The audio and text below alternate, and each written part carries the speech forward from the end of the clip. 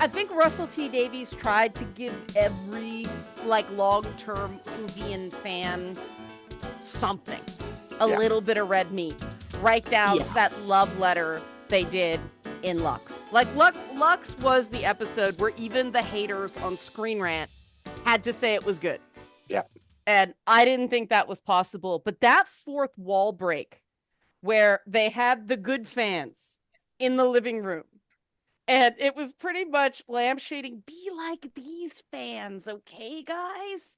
That was nice. Mm-hmm. Because I did admit one thing I loved about Nardole was that he was cosplay friendly for certain friends, for certain fans, right? Like companions in the modern era have traditionally been working class. Mm-hmm. And I don't think Amy being, well, she was kind of defined by her reproduction in many ways, but I think Amy is the anomaly. Unfortunately, a lot of modern Doctor Who fans started in that era because that's where it got big, right? Yeah. Like after the Eccleston Falls start, Tennant really brought it back, but people jumped on Matt Smith because they heard about the hype. They had more distribution. It had built. Smith, Capaldi were peak ratings in, like, especially in North America, but in the UK too. The ratings were huge. Like 10 million people were watching an episode. So that's one group of people. That's Doctor Who to them. But historically, it's an anomaly. And Russell T Davies seemed to consciously go, no, those fans have stopped watching. Those fans hated the 13th Doctor. They're toxic. We're going to go back to the people who liked what Doctor Who was back in the day. And I do think they needed more time for that. They didn't get it. Yeah, They sure. couldn't do anything about the Disney deal only being, what is it, 626? 24. 25, something like that. Anyway, we've still got 5 episodes of a Sea Devils miniseries with Unit coming up. I'm not quite sure what the thinking was with that, other than it wasn't enough to do 3 full series, so they went with 2 and extra. I think also the turnarounds are just brutalizing them. That's a problem with streaming and premium cable format. The pacing on a lot of these shows is either too slow or too rushed. I do think Doctor Who aired on the side of rushed. What do you guys think about the complaints that the emotional moments didn't land? I didn't find that was so. I was glad I wasn't clobbered over the head with, you should be sad now.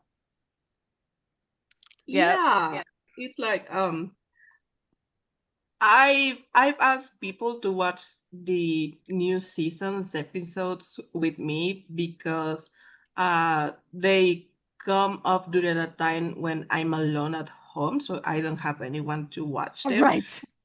And I know I'm going to get emotional, so I want friends with me.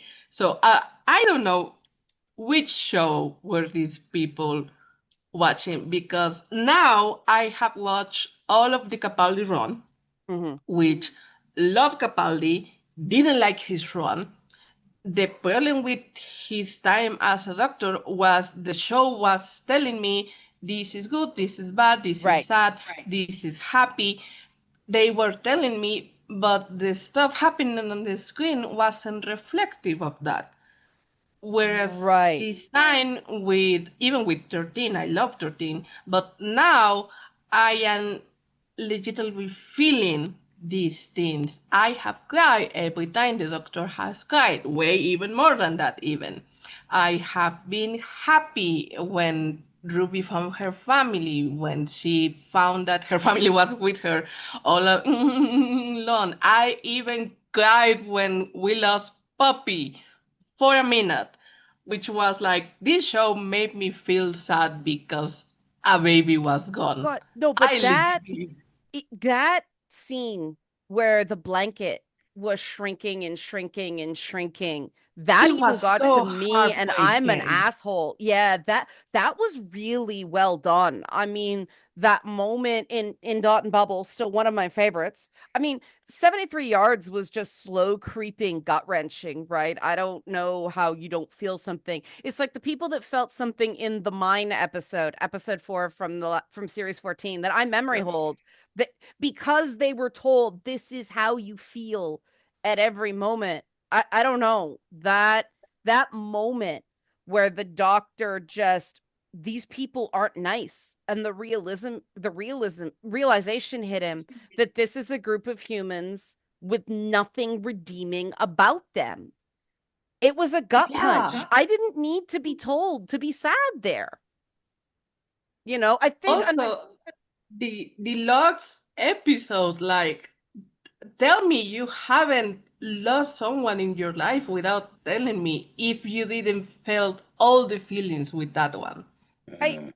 I think that the modern fans, and this is not Matt Smith's Doctor, 11 did not have a ton of doctor speeches. That started with 12, the doctor No, monologue. no, he did. He had a Yeah. couple of He speeches, had, he but had a he didn't have as couple. many. He didn't have as many. I mean, the thing about 10 is the same thing I loved about 15. And obviously those two are literally joined at the hip. 14 got the pants. They are the same in different fonts. Yeah. And what I loved about Tennant's run and what I love about Nishidigatwa's run is they don't use a lot of words. Like David Tennant literally, like Peter Capaldi needed 2.5 episodes to bloody regenerate. And David Tennant managed the same amount of emotional impact with one line. I don't want to go.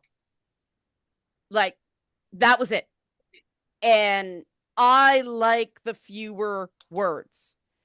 Now, because the doctor speeches became such a thing, it built, and again, this is a Moffatism that has been grafted in. And I think Russell T Davies has been very classy about giving Moffat his flowers. I mean, writing in that Blank is the greatest Doctor Who episode of all time, um, running with the Moffat written Christmas episode. It was a big part of the finale.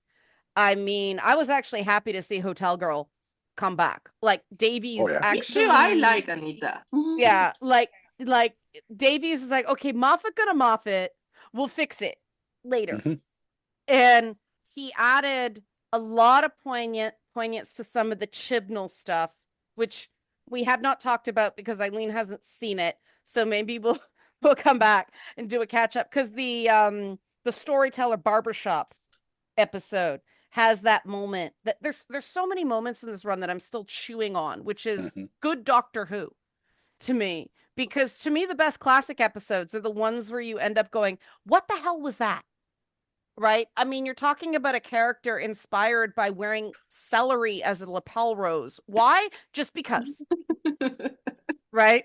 Just because. Because whimsy is a Yeah. good reason. He dresses like a magician. Why? Just because. And we were going to talk about the fans. We've been light on the fans, but I'm going to hesitate one more because I want to know what you guys think about Rogue. Because I am torn. Eileen, Baby we're going girl. to start because I know you love the actor. You love Yes. Jonathan Groff. Oh my God. Okay. This was never going to be fair or impartial for me because one is Jonathan Groff. I love Jonathan Groff. I am still pissy they didn't give him a song in Frozen One. Um, Second, it came in a period episode, specifically a period episode that is somewhat satirizing Bridgerton. Yes. So that is Eileen's bait. That Okay. was going to be for me from the beginning. Uh, and they had so much chemistry together on screen, which I love. I love that they had their one adventure and they went away. They clearly kept each other's mind all the time because he is the one that gets to come back and sort of starting to chisel away at this fantasy in the final 2 episodes.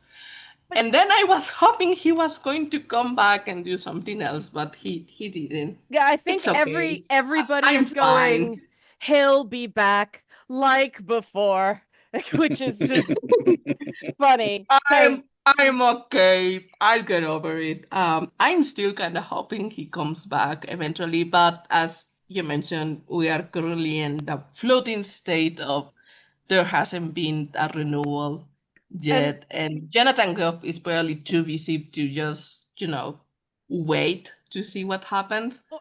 and Julian, I wonder what you think. To me, Rogue more than Susan. Susan is fine. Susan's always been there. We know where Susan lands.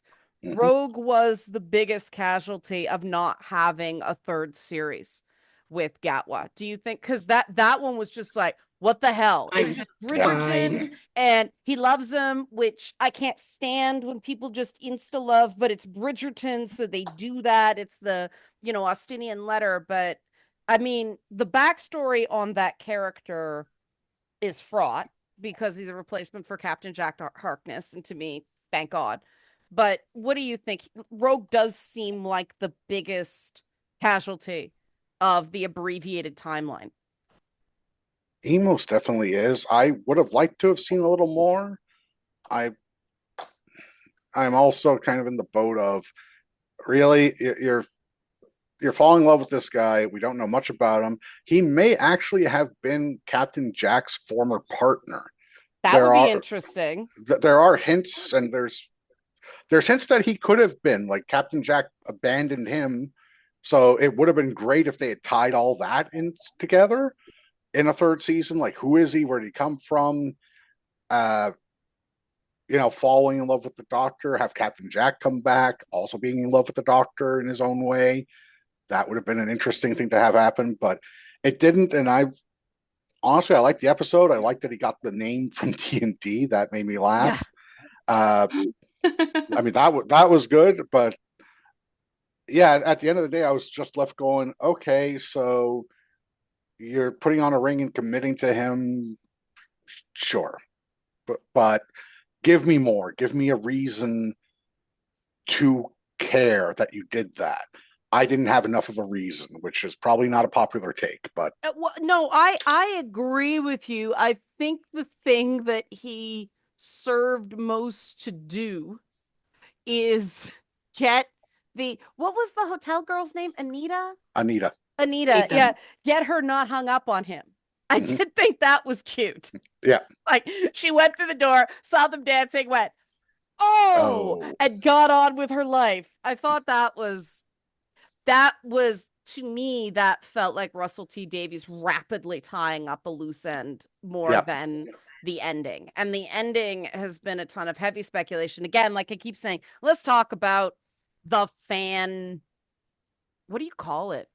It's just a giant steaming, it's like a shit flux, right? Mm. Like Eileen doesn't know what the fucking flux is It is, yet, but it's a shit but flux. Yep. it's a big diarrhea laden flux. Like the Doctor Who fandom, there's this piece of it that is like the antimatter to the matter of the that just wants to destroy everything in its I don't know what. Does I mean Julian, you've been in this like deeply. I stayed away. I sponsored a carnival at a Doctor Who convention in Toronto for the 50th Mm. because I wanted to be involved, but I have stayed arm's length from Doctor Who fandom because if one more person shoved a psychic paper in my face and told me I should like Amy Pond, I was gonna swing at them like 12 did to the racist. But and I saw a lot of things of Captain Jack Harkness cosplayers just going up to people and kissing them, which not cool, but that was what the character did. And kissing guys, right? Like Yeah. the fandom, the whole bad wolf phenomenon got nuts. And they did sort of wipe out all the classic fans in their sheer I don't know what it is. Can you explain where the fan flux came from. I'm still not exactly sure, but to this day, you have to actually be in groups.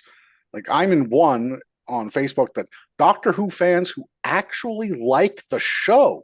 Yeah. Yes. And it has to be moderated because people try to get in and they try to shit on everything.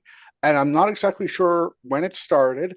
I know that after episode 2 with William Hart, aired, there was a letter in a newspaper saying how terrible Doctor Who was, and while they saw some sign for improvement, they really hope they didn't continue with it. So it's been there for a while, clearly, but it's really exploded, and I'm still not sure exactly when, but it started becoming more prevalent with the internet putting it all in your face because I did not hear as much about Eccleston's run. It established Doctor Who again after being Right. off the air for so long. I didn't hear as much about David Tennant's run. In fact, I usually hear that he is the greatest Doctor of all time. Right. But I start to hear it around 11. He was too young. He was too, it starts there. Not least, my doctor syndrome. Okay. Exactly. Right. That's where it seems to start. Okay. That's not my doctor. And they said Matt Smith was too young. Oh yeah. Oh, every single doctor since Tennant has, even Eccleston got a bit of a rough ride, but he was established enough as an actor, like, oh, it's going to be serious Doctor Who. It was Billie Piper that took the shit flux on that. Wow. Why are you casting a pop singer? This is serious. Like, no, it's not. She was supposed to be a working class British girl. She was half a chav. She was right what she was supposed to be. And her acting got leaps and bounds better. Series. But yeah, you're right. It did start with Not My Doctor syndrome. I saw a lot of the Tennant fangirls really be quite cruel to Matt Smith. And I didn't remark on it at the time because his first season was rough. Yeah.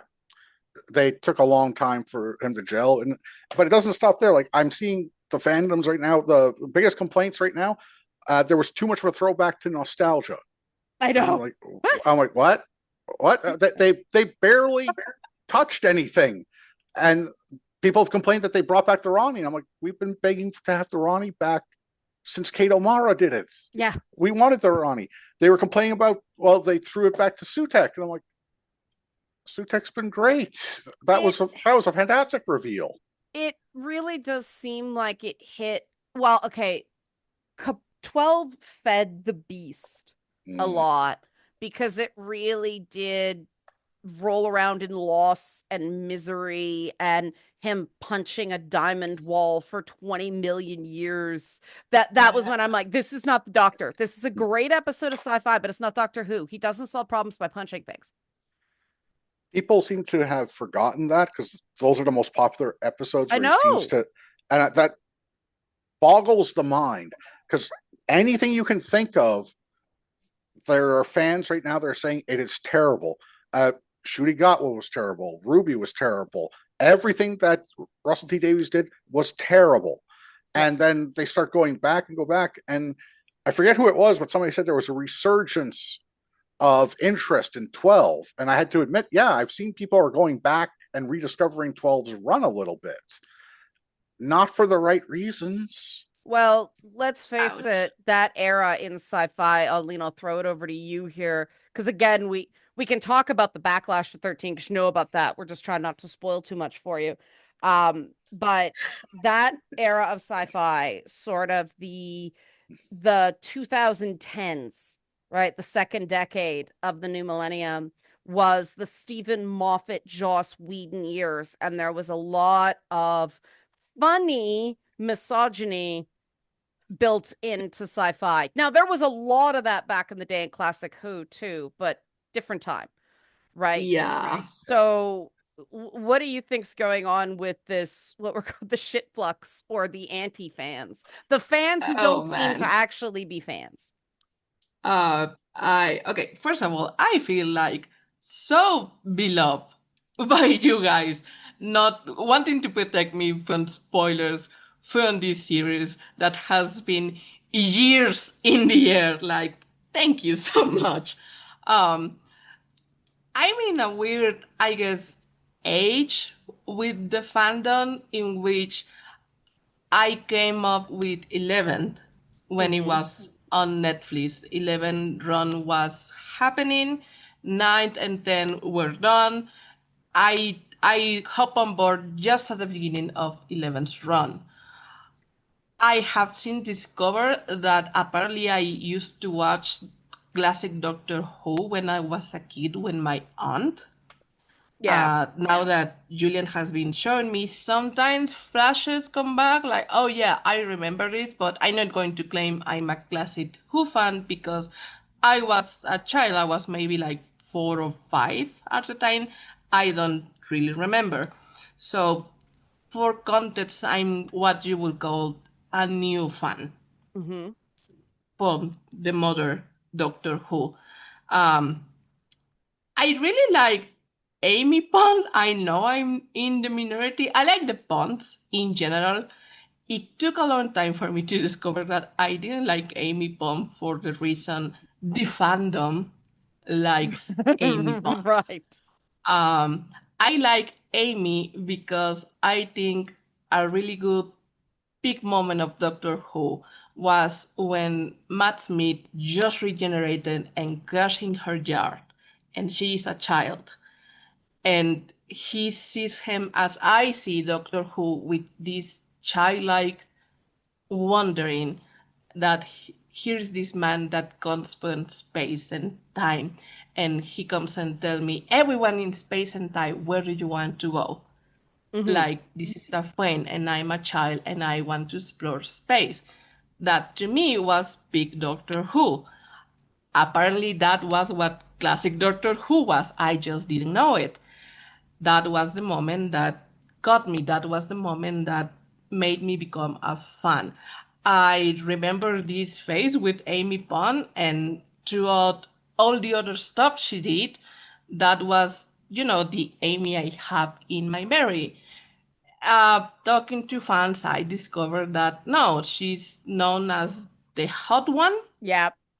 after Billie Piper, which I think is a disservice because she only wears the tiny, tiny outfits like in the beginning of a run, and then she becomes mom, and eventually, many episodes later, she stopped being awful to Rory. It took a long time, but it Did came. she kind of stopped being awful to Rory? Yeah, but you know what I mean. Like, there are Yeah, good no, yeah. stuff. Yeah. There are good stuff that there is legitimately more substance to Amy Pond beyond she wears a tiny skirt, but that is not what the fandom was looking after. It was a really weird time for me to hop on the fandom, and I think I was sort of lucky that I didn't join Twitter or those kinds of spaces, so I was shielded away from the commentary because this is exactly the time when you had Joss Whedon, Neil Gaiman, and Yeah. this part of Moffat running sci-fi, and there was a slant of real intense sexism behind her that there wasn't in classic Who. Mm-hmm. I like to say classic Who, there is sexism there because it is a product of its time, Right. but Yeah. the companions are usually subverting that sexism and showing they are actually capable. It's the times they live in that they don't let them be who they truly are. That is not the case with Amy Pond and a lot of the episodes. The episode when the TARDIS becomes a woman and she's the wife of the Doctor, that was particularly yikes. I was Neil Um, Gaiman.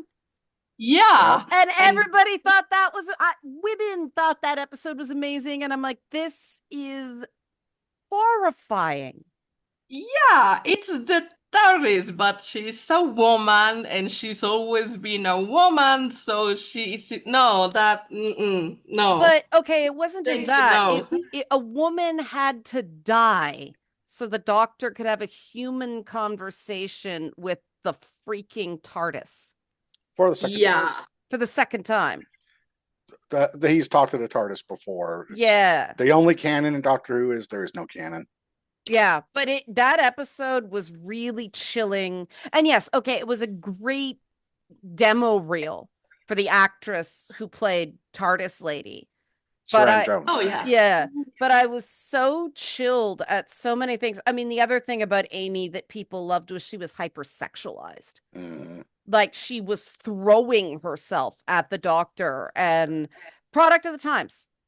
Yep. Right? Yeah, Product which of the I times. do not get. Like Matt Smith is a very handsome man, but I do not get how he's hot in his role of the Doctor. Yeah. He's like Big Brother vibes. Like Well, the no. Doctor's always Big Brother imaginary friends vibes. Whenever they ship the companion, the Doctor, it weirds me out. Yes. Yeah. So Like there are exceptions. Like the Fourth Doctor is husband.